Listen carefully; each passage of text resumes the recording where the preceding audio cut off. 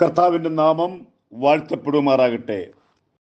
ക്രിസ്തുവിൻ്റെ മടങ്ങി വരവും പ്രവചന പഠനവും 19ാമത്തെ ക്ലാസ്സിലേക്ക് ഏവരെയും സ്നേഹത്തോടെ ക്ഷണിച്ചുകൊള്ളുന്നു. വെള്ളത്തിൽ കൂടി ഞാൻ കടന്നിടിലും വെള്ളമെൻ മീതെ കവിയുകില്ല. വെള്ളത്തിൽ കൂടി ഞാൻ കടന്നിടിലും വെള്ളമെൻ മീതെ കവിയുകില്ല. വെന്തു പോകില്ല ഞാൻ തീയിൽ നടന്നാൽ എൻ കാതൻ എന്നോടു കൂടെയുണ്ട്. വെന്തു പോകില്ല ഞാൻ തീയിൽ നടന്നാൽ. നമ്മുടെ കർത്താവെ ഉയർത്തെഴുന്നേറ്റതിന് ശേഷം തൻ്റെ ശിഷ്യന്മാരുമായി ഒലിവുമലയുടെ ചരിവിൽ അവർ ഒരുമിച്ച് കൂടി.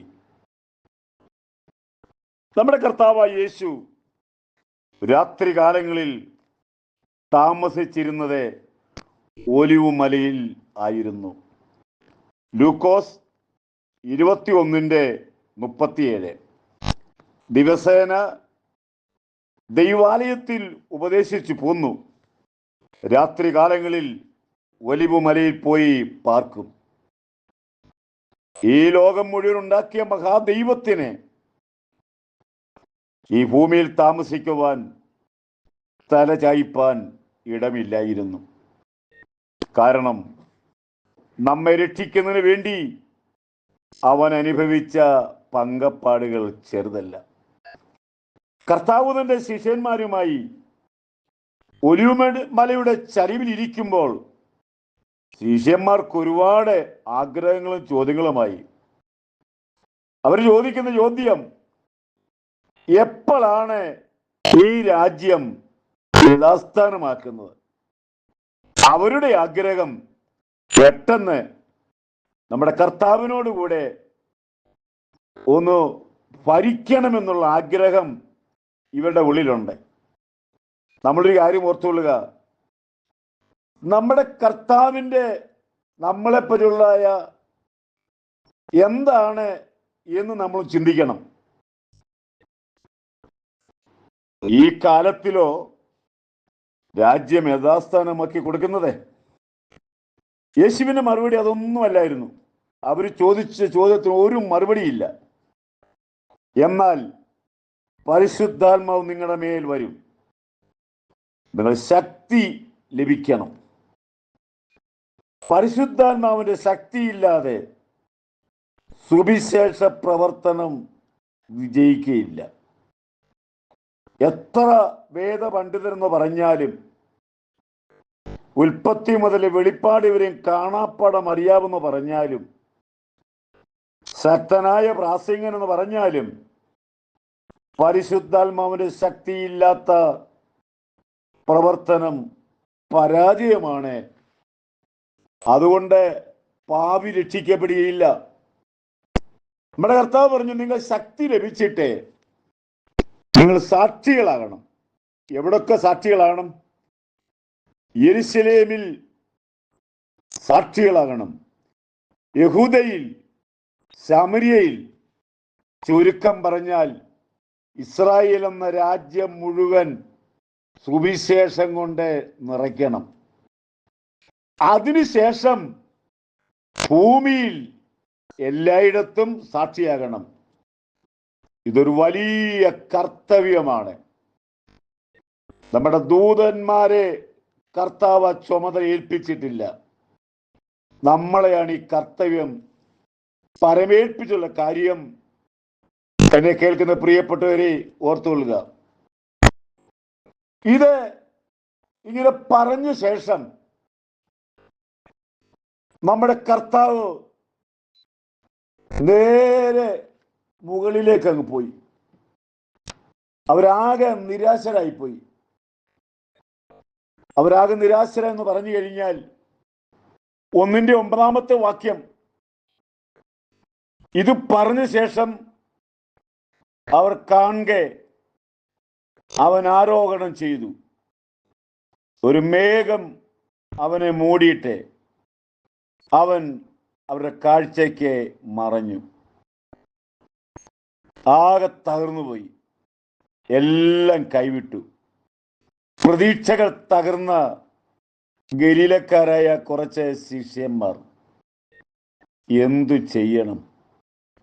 നിരാശരായിട്ടിരിക്കുമ്പോൾ ഇത് അവരെ ആശ്വസിപ്പിക്കുന്നതിന് വേണ്ടി വെള്ളവസ്ത്രം ധരിച്ച 2 പുരുഷന്മാർ അവരുടെ അടുക്കൽ നിന്നു. ഇത് ദൈവം അയച്ച ദൂതന്മാരാണ്. അവർ സംബോധന ചെയ്ത് കേട്ടോണം, ഗലീല പുരുഷന്മാരെ, നിങ്ങൾ ആകാശത്തിലേക്ക് നോക്കി നിൽക്കുന്നത് എന്തേ? നിങ്ങളെ വിട്ട് സ്വർഗാരോഹണം ചെയ്ത യേശുവിനെ സ്വർഗത്തിലേക്ക് പോകുന്നവനായി നിങ്ങൾ കാണും. അവൻ വീണ്ടും ഇവിടെ വരും. എവിടെ വരുമെന്ന് പറഞ്ഞത്? അവൻ വീണ്ടും ഒലിവുമലയിൽ വരും. Praise the Lord. അവന്റെ വരവ് ഏറ്റവും അടുത്തിരിക്കുന്നു. BC 600 പഴയ നിയമ പ്രവാചകനായ സഖരിയാവ് 14-ാം അധ്യായത്തിൽ പ്രവചിക്കുന്നു. നമ്മുടെ കർത്താവിനെ പറ്റി പറയുന്നത്, അവന്റെ കാൽ യെരുശലേമിനെതിരെയുള്ള കിഴക്കുള്ള ഒലിവുമലയിൽ നിൽക്കും. ഒലിവുമല കിഴക്കു പടിഞ്ഞാറായി നടുവേ പിളർന്നു പോകും. നമ്മുടെ കർത്താവും തൻ്റെ വിശുദ്ധന്മാരുമായി വരുന്ന സ്ഥലത്തെ പറ്റി എത്രയോ വർഷങ്ങൾക്ക് മുമ്പെയാണ് പ്രവചിച്ചിരിക്കുന്നത്. അവൻ എവിടെ നിന്ന് പോയോ അവിടെ വരും. നമുക്ക് വെളിപ്പാടുകാരനായ യോഹന്നാനെ പത്മോസ് ദ്വീപിലെ അവൻ കിടക്കുമ്പോൾ ദിവ്യ ദർശനങ്ങൾ ഒരുപാട് കണ്ട്, അതാണ് വെളിപ്പാട് പുസ്തകം. അതിന്റെ 19-ാം അധ്യായത്തിലേക്ക് വരുമ്പോൾ നാം അവിടെ 11-ാമത്തെ വാക്യം വായിക്കുമ്പോൾ, അനന്തര സ്വർഗം തുറന്നിരിക്കുന്നത് ഞാൻ കണ്ടു. ഒരു വെള്ളക്കുതിര പ്രത്യക്ഷപ്പെട്ടു. അതിന്മേൽ ഇരിക്കുന്നവൻ വിശ്വസ്തനും സത്യവാനും എന്ന് പേർ. അവൻ നീതിയോടെ വിധിക്കും, പോരാടുകയും ചെയ്യും. അവന്റെ കണ്ണ് അഗ്നിജാല, തലയിൽ അനേക രാജമുടികൾ എഴുതിയിട്ടുള്ള ഒരു നാമമുണ്ട്. നോക്കിക്കോണം, അവൻ വരുന്നത് രാജാതി രാജാവായി. എവിടെ നിന്ന് പോയോ താൻ അവിടേക്ക് വരും. വേദപുസ്തകത്തിലെ പ്രവചനങ്ങളുടെ ഓരോ വാക്കുകളും ഓരോ സ്ഥലത്തിന്റെ പേരും തെറ്റുകൂടാതെ വണ്ണം ഇന്നും അത് സത്യസന്ധമായി നടക്കുന്നു. കാരണം എന്തേ? ദൈവവചനം സത്യമാണ്. സഹോദരങ്ങളെ, നമ്മുടെ കർത്താവ് വരാറായി. നാം അതിനു വേണ്ടി ഒരുങ്ങണം. കൈവിടപ്പെട്ടു പോകരുതേ. എന്റെ സന്ദേശം കേൾക്കുന്ന ആരും കൈവിടപ്പെട്ടു പോകല്ലേ എന്ന് സ്നേഹത്തോടെ പറയുന്നു. ഭാരതം വലിയ കൊയ്ത്തുണ്ടാകാൻ പോകുന്നു. ഭാരതത്തിൽ വലിയൊരു ഉണർവുണ്ടാകാൻ പോകുന്നു. പരിശുദ്ധാത്മാവ് ശക്തമായി ഭാരതത്തിലെ ഉണർവുണ്ടാകാൻ പോകുന്നു. ആയിരങ്ങൾ, പതിനായിരങ്ങൾ അതിനുവേണ്ടി പ്രാർത്ഥിക്കുന്നു. നമുക്കും ഭാരതത്തിൻ്റെ ഉണർവിന് വേണ്ടി പ്രാർത്ഥനയിൽ ചേരാം. ഇത്രത്തോളം സമയം എന്നെ കേട്ട എല്ലാ പ്രിയപ്പെട്ടവരോടും ഹൃദയം തുറന്ന നന്ദി അറിയിച്ചുകൊള്ളുന്നു. ദൈവം നിങ്ങളെയൊക്കെ അനുഗ്രഹിക്കട്ടെ. നമ്മുടെ കർത്താവ് വരാറായി. ഒരുങ്ങുക. ദൈവത്തിന് മഹത്വം.